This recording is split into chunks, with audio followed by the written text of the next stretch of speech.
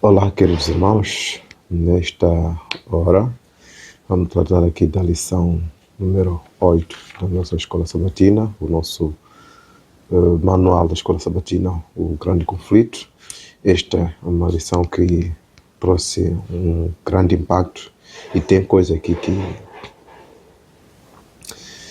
de alguma forma, pode ter falhado e eu preciso aqui de abrir isso para o conhecimento de muitos. Queridos, na lição sobre a luz do santuário, lição 8, tem como verso principal Hebreus 8, versículo 1 até 2, que diz: ora, o essencial das coisas que estamos dizendo é que temos o tal sumo sacerdote que se assentou à direita do trono da majestade no céu, como ministro do santuário e do verdadeiro tabernáculo que o Senhor erigiu, e não o homem. A partir daqui, podemos ver que existe um santuário nos céus, não na terra. Na terra existiu, nós conhecemos pela história. Quando se fala de sacrifício de animais, não tem como falar disso sem fazer referência do santuário, do tabernáculo que estava lá, porque é lá onde que tudo acontecia.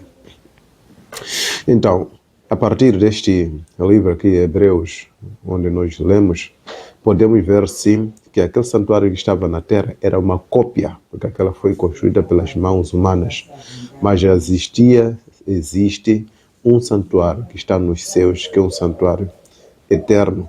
Neste caso, segundo a leitura aqui, nos diz muito bem que no céu existe um santuário onde que Senhor Jesus Cristo é o nosso precursor, que está lá em serviço ao nosso favor. Queridos irmãos, este santuário que está nos céus, ele sofreu. O que sofreu? É a intromissão do pecado. Porque o pecado começou lá nos céus.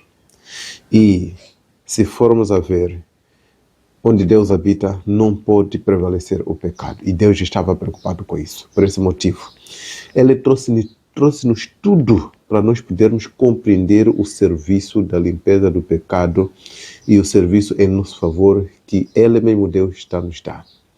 O que estou dizendo? Nos céus tem um santuário. Este santuário foi contaminado com o pecado porque Lucifer começou com o seu pecado lá nos céus. E Deus então precisava de fazer-nos compreender isso. Apocalipse, capítulo 12, nos fala isso. Houve guerra nos céus, diz lá, versículo 4, 6, 7, 9, fala isso.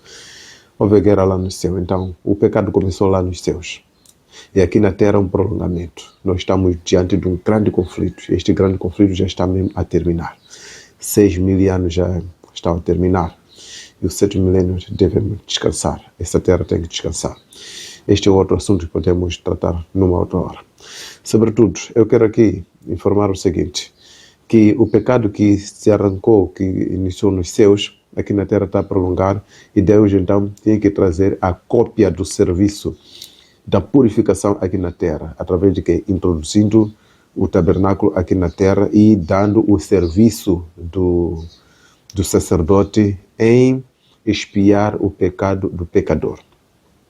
O que acontecia naquela altura? Todos os dias ia alguém que se sentia que a mente acusava, pegava um animal, ia para lá e o sacerdote é quem então matava o animal no lugar do pecador. O animal morria no lugar do pecador. O pecador confessava os pecados sobre o animal.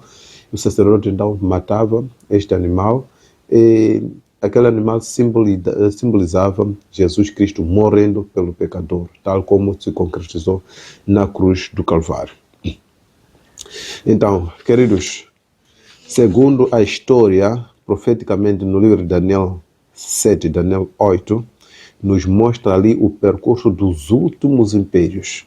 E no final vemos a purificação do santuário, o juízo no céu, a purificação do santuário, que é Daniel capítulo 7, capítulo 8. Então, queridos irmãos, o santuário nos céus é uma realidade. Tal como Jesus Cristo mostrou isso, e orientou a Moisés no Êxodo capítulo 20, versículo 8, 9, 40, de que Moisés deveria construir um santuário aqui na terra, segundo o que Deus lhe mostrou. Segundo o que Deus lhe mostrou, que quer dizer, o tabernáculo que estava aqui na terra foi construído com os homens, era cópia dos céus. E o homem deveria fazer exatamente como foi mostrado lá nos céus, sem falhar nada. Vamos perceber aqui qual é a essência disso. Se deixar a ideia do homem dizer que faz-me também um tabernáculo para mim, que eu vou habitar lá, o homem iria fazer segundo o que ele pensa, o que ele acha, e poderia sair como produto segundo aquilo que ele acha. Mas, fazendo o paralelismo aqui, a realidade é a seguinte: Deus orienta o homem para fazer um tabernáculo, para ele habitar neste lugar, para assim dar um ministério ou dar assistência ao seu povo. E lembre-se, nós fomos feitos à semelhança de Deus, a semelhança do próprio Deus. Gênesis fala disso. E quem nós somos? O templo de Deus, onde que o Espírito Santo quer habitar. Ele quer que nós possamos fazer segundo a orientação dele, tal como Deus orienta aqui que pudesse ser produzido um santuário segundo a orientação dele. Também ele quer que o nosso santuário, o nosso templo, o nosso corpo possa ser vivido de acordo com a orientação dele, não segundo o que nós achamos. Pois que quando nos deixar assim, que é cada um como achar, aqui nós teremos problema. Pois que muitos querem viver como acharem. Por este motivo que o Espírito Santo não pode viver neste lugar. Queridos irmãos, o nosso templo é o templo, o nosso corpo é o templo do Espírito Santo. E muitas pessoas lutam com o Espírito Santo, porque o Espírito Santo orienta. Faça isso, viva dessa maneira, não coma isso, não beba aquilo, não faz isso para quê? Para preservar este corpo, para ser o lugar de habitação do Espírito Santo. O Espírito Santo não habita no lugar sujo, no lugar onde que qualquer coisa entra, qualquer comida entra, qualquer animal entra, qualquer bebida entra, qualquer líquido entra. Não. Tal como você, na sua própria casa, você admite as coisas que podem entrar na sua casa. Não é qualquer coisa que você admite que entre. Para quê? Para que a sua casa esteja organizada, esteja limpo. E você se sinta à vontade. Aí também, o Espírito Santo te orienta a você em o que é que você deve comer, o que é que você deve beber, para que ele possa estar à vontade na sua vida e se te orientar. Porque muitas coisas que nós podemos comer, podemos beber, isso pode incomodar a presença do Espírito Santo, até expulsar o Espírito Santo. Então, queridos irmãos, vamos prestar atenção nisso e evitar essa ideia. Evitar essa ideia que nós podemos comer qualquer coisa. Queridos, temos que prestar atenção nisso. Jesus Cristo está agora no santuário celestial, trabalhando em nosso favor. E pelo serviço que ele está a desenvolver lá, é este mais que tem nos dado o poder para a gente vencer o pecado. Percebe? Exatamente isso. É este que nos dá o poder para a gente vencer o pecado. Queridos irmãos, não vou falar aqui das 2.300 tardes de manhã, isso aí foi abordado sim, mas também na lição anterior se tratou. Mas a suma disso é: as 2.300 tardes de manhã foi consumado no ano de 1844, dia 22 de outubro. Foi neste dia que Jesus Cristo saiu do lugar santo para o lugar santíssimo, porque no santuário, o tabernáculo tinha divisões. Primeira divisão, tinha a segunda divisão. O lugar santo, segunda divisão, era o lugar santíssimo. E o lugar santíssimo, então, estava lá espias, né? A Arca da Aliança estava lá. E todos os pecados que eram confessados no lugar santo, simbolicamente passavam para o lugar santíssimo. E um dia, no lugar santo, todos os dias, os sacerdotes poderiam lá fazer o seu serviço de purificação do pecador que trouxesse em arrependimento o animal. Então, todo aquele serviço, simbolicamente, era acumulado no lugar santíssimo. E isso, então, segundo a orientação de Deus, era preciso um dia no ano onde que pudesse se fazer a purificação no lugar santíssimo. Esta purificação, então, é que se diz do dia, o grande dia de expiação, o chamado Yom Kippur. Agora, quero que você tenha atenção nesta parte aqui. O Yom Kippur acontecia uma vez durante o ano e quem entrava lá era o sumo sacerdote. Este sumo sacerdote só desempenhava a função uma vez por ano neste lugar. Primeiro, neste dia, a nação, o povo era convocado à solenidade. Deveriam prestar muita atenção e neste dia eles deveriam se colocar em coração contrito, a sua mente toda ficar atenta com o santo dos santos, o lugar do santo dos santos. Neste dia, o povo deveria estar em jejum. Quem não se juntava a este exercício era morto, expulso, fora do povo de Deus. Agora, neste dia, tinha 2 bodes que eram selecionados para este exercício. Um era o bode emissário, o outro era o bode Azazel. O bode emissário é que o sacerdote, o sumo sacerdote, matava e o seu sangue, então, era espargido nas pontas do altar no lugar santíssimo. E neste exercício, no lugar santíssimo, o sumo sacerdote deveria examinar, primeiro purificar os seus pecados antes de entrar lá. Purificar os seus pecados para se tornar digno de entrar lá. E tendo entrado, era amarrado com uma corda, do qual esta corda tinha um sino, que os que estavam fora estariam a se aperceber que o sacerdote ainda está vivo e está a fazer o trabalho lá dentro. Caso ele falhasse, caísse em pecado lá, seja pelo pensamento, moria lá. E os que estavam lá fora se apercebessem de um silêncio prolongado, tinham que puxar aquela corda para que pudessem se aperceber se ainda está vivo ou não. Se ele se mexesse, então tomava a conclusão que ainda está vivo. Caso não, há silêncio, pronto, tinha que puxar, porque aquele lugar é o lugar santo dos santos, onde o próprio Deus estava, onde que o pecado não habita. Você pode perceber aqui de que o pecado é um grande mal aos olhos de Deus. Por isso, não fique com o pecado, não durma com o pecado. A confissão dos pecados é por dia, cada dia, não durma com o pecado. Eu tenho orientado isso sempre e a Bíblia nos orienta exatamente isso. Não se ponha o sol debaixo da vossa ira. Percebeu? Então, voltamos ainda ao Yom Kippur. O que acontece aqui no Yom Kippur? Tinha 2 bodes, como dizia, 2 bodes. Um Azazel, outro bode emissário. O bode emissário morria e o seu sangue, então, é que se espargia, se colocava nas pontas da arca. Com aquele serviço, então, purificava o lugar santíssimo, que era a retirada, a purificação de todos os pecados que estiveram lá acumulados durante o ano com o serviço feito no lugar santo com todos os sacerdotes. E agora, meus irmãos, o bode Azazel era o bode em que, depois do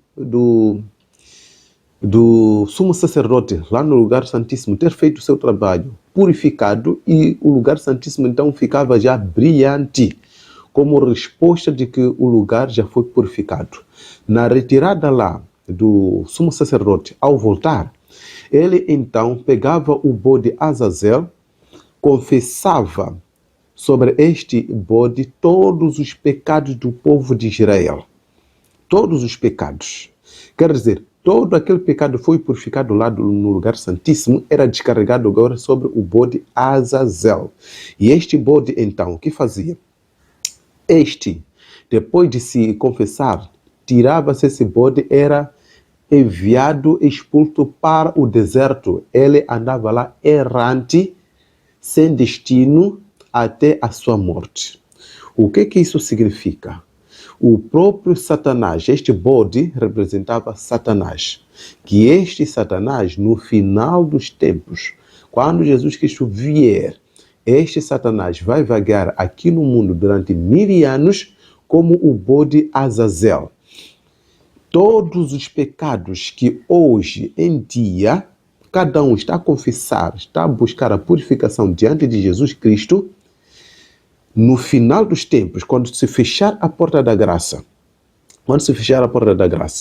Jesus Cristo voltar, todos esses pecados que foram confessados serão descarregados sobre Satanás e os seus agentes. Então, meus irmãos, o que percebemos aqui? Não é por acaso que os pecados hoje estão cada vez mais multiplicando um por outro. Não é por acaso que Satanás está a lutar para colocar a você e cada um em pecado.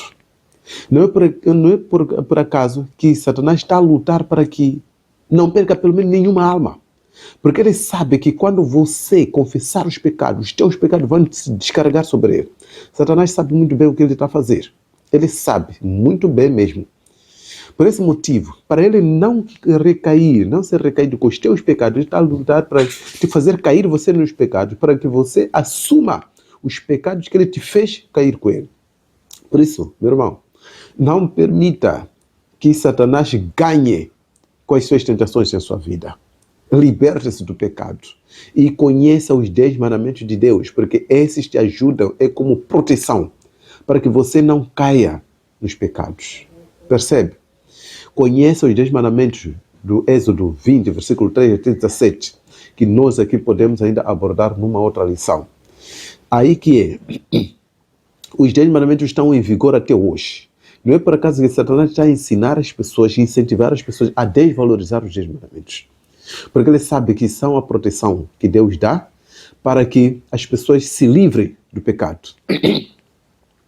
Na mesma lição sobre o santuário, nós percebemos em Apocalipse, capítulo 11, versículo 19, que abriu-se o santuário nos céus e o templo de Deus, abriu-se o templo de Deus e o santuário foi aberto no lugar santíssimo e foi vista lá a Arca da Aliança. O que tem a Arca da Aliança? A Arca da Aliança tem lá os 10 mandamentos. A cópia que estava aqui na terra, a realidade, o verdadeiro, está lá nos céus. Aqui na terra, no lugar santíssimo, estava lá a Arca da Aliança, contendo os 10 mandamentos. São esses 10 mandamentos que o povo de Israel foi orientado a viver cumprindo esses mandamentos. Os mesmos mandamentos, tal também como o tabernáculo, estão lá nos céus. O que quer dizer? Aqueles 10 mandamentos são eternos. Até lá nos céus, já todo aquele que está à espera da salvação, deseja a salvação e quer viver no céu, vai encontrar lá os 10 mandamentos lá, por completo, incluindo o 4º mandamento que diz o quê? Lembra-te do dia do sábado para o santificar. Estará lá. Satanás está a levar as pessoas a desvalorizar o sábado, a não acreditar o sábado como o dia do Senhor, para que essas pessoas mesmo caiam, continuem no pecado e no final então possam sofrer com os pecados que ele mesmo, Satanás, influenciou essas pessoas a não confessar, a não abandonar. Percebe? Satanás tem medo que os teus pecados caiam sobre ele. Por esse motivo ele está a incentivar as pessoas a continuar ainda no pecado, viver errando, adorando erradamente, adorando num dia que não é, que a Bíblia não ilumina, para que os pecados dessas pessoas caiam sobre as mesmas pessoas. Não é por acaso que a Bíblia diz o quê? O número dos perdidos é como a areia do mar. Não é por acaso. Porque Satanás está a incentivar as pessoas a cair nisso. Queridos, lembre-se disso. Afaste-se dos enganos de Satanás. Afaste-se da dureza do coração. Satanás incentiva as pessoas a viver com mágoa, com rancor, em discordância, em conflito com os irmãos na igreja, a ser fofoqueiro na igreja, a não ajudar a igreja, a dificultar o trabalho da igreja, entre tantas outras dificuldades. Ele incentiva para que essas pessoas, vivendo com o pecado, dormindo com rancor, com raiva, falando mal dos outros, que eles sejam alcançados a si mesmo. Sejam, a porta da graça feche enquanto eles estão assim, ou morrem enquanto estão no pecado. Para que os pecados dessa pessoa também fiquem sobre a mesma pessoa. Queridos irmãos, entenda, descarregue os seus pecados aos pés de Jesus Cristo. Confesse os teus pecados aos pés de Jesus Cristo. E Jesus vai te purificar de tudo isso e vai te ajudar. Nós temos um sumo sacerdote que está nos céus, que está em serviço. Percebe? Jesus Cristo não está nos céus sentado a assistir à terra apenas, não. Ele está lá em serviço para purificar os seus pecados. Jesus Cristo é o nosso advogado. Todo aquele que confessar os pecados diante de Deus, Jesus, o sangue dele, ele nos alcança e nos purifica. Percebe? Confiemos nele. Não importa quantos pecados você cometeu. Não importa quanto erro você cometeu, onde que você está, isso não importa. Mas Jesus Cristo quer te livrar do mal que Satanás está a influenciar, está a contaminar as pessoas. Ele quer te livrar. Junte-se a Ele. Apresente-se a Jesus. Confesse os seus pecados. Busque a Ele como teu advogado. E Ele vai te purificar de todos os pecados, começando desde já. Percebe, querido irmão? Desde já, quero lhe convidar mesmo. Jesus está no santuário e Ele está em serviço a teu favor. Confesse os teus pecados, apresente-se a Ele e busque andar segundo a lei dele, os 10 mandamentos, que são os concertos, que é o concerto, os mandamentos que nos ajudam a permanecer nas mãos dele. Queridos, o livro de Hebreus, capítulo 8, versículo 10, nos diz que Deus deseja escrever a sua lei no nosso coração. Percebe? Ele deseja escrever a sua lei no nosso coração. Os 10 mandamentos. Isso para quê? Para que nós possamos viver de acordo com a vontade dele e não conforme Satanás. Então, permita que Deus escreva a sua lei na nossa mente, no nosso coração. Que possamos viver segundo a vontade dele. Percebe? Que o Senhor lhe abençoe. Nós voltaremos a nos ver brevemente, ainda em mais uma outra lição, que será a lição 9, com o tema O Fundamento do Governo de Deus. Lembre-se o apelo que eu deixei aqui. Esteja e ande nas mãos do Senhor. E se isole dos enganos do inimigo. Em nome de Jesus. Amém.